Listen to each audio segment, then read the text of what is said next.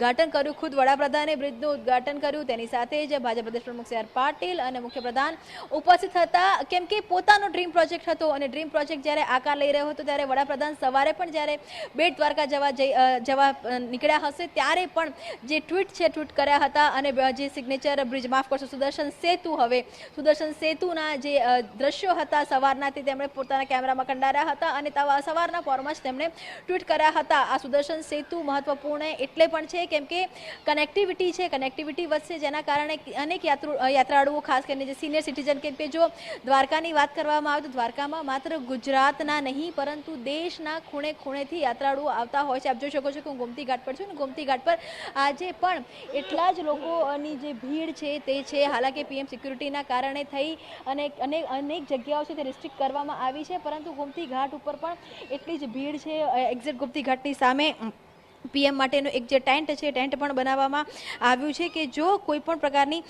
સમુદ્રી એડવેન્ચર જો પીએમ કરો તેની માટેની પણ તૈયારી, સ્ટેન્ડ બાય છે તે અહીંયા રાખવામાં આવ્યા છે. આ તમામની વચ્ચે જે રીતે અહીંયા યાત્રાળુઓ આવી રહ્યા હોય છે, મુલાકાતીઓ આવી રહ્યા હોય છે, અને આ તમામ માટે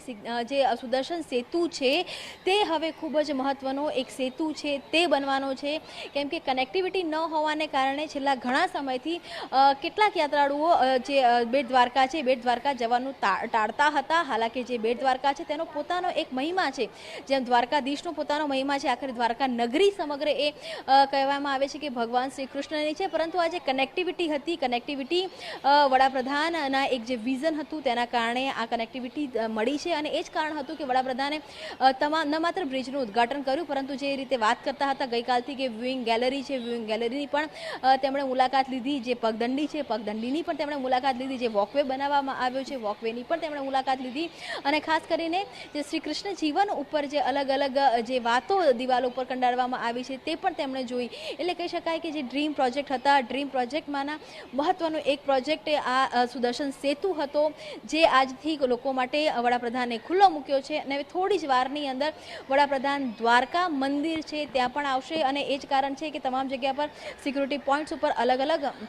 સિક્યુરિટીના જે જવાનો છે તે તૈનાત છે. ધીમે ધીમે જે લોકોની અવર જવર છે તે બંધ કરવામાં આવી રહી છે, કેમ કે જે સીધો કાર્યક્રમ છે તે સિગ્નેચર બ્રિજ, માફ કરશો, સુદર્શન સેતુથી સીધા તે દ્વારકા આવવાના છે. દ્વારકા હેલિપેડ સભા મંડપની પાસે તૈયાર કરવામાં આવ્યું છે અને દ્વારકાધીશના દર્શન કર્યા બાદનો તેમનો જે 3 કલાકનો જે સમય છે તે ફ્રી રાખવામાં આવ્યો છે. તે સમયની અંદર તે સ્કુબા ડાઇવ કરી શકે છે, પરંતુ હવે બેટ દ્વારકાથી સુદર્શન સેતુ અને આ સેતુનો ઉપયોગ કરી અને વડાપ્રધાન હવે દ્વારકા આવશે, દ્વારકાધીશના દર્શન કરશે. બિલકુલ કેજલ, સાથે સાથે વડાપ્રધાન નરેન્દ્ર મોદી છે એ અત્યારે આ બ્રિજનું છે તેમણે નિરીક્ષણ પણ કર્યું છે. આગળ પણ આપની પાસેથી અપડેટ્સ મેળવતા રહીશું. વડાપ્રધાન નરેન્દ્ર મોદીએ આ જે સુદર્શન સેતુ છે તેને ખુલ્લો મૂકી દીધો છે. આ સેતુનું તેમણે નિરીક્ષણ કર્યું છે. આગળ પણ આ તમામ અપડેટ્સ આપના સુધી પહોંચાડી છે, પરંતુ હાલ સમય થઈ ગયો છે એક નાનકડા બ્રેકનો.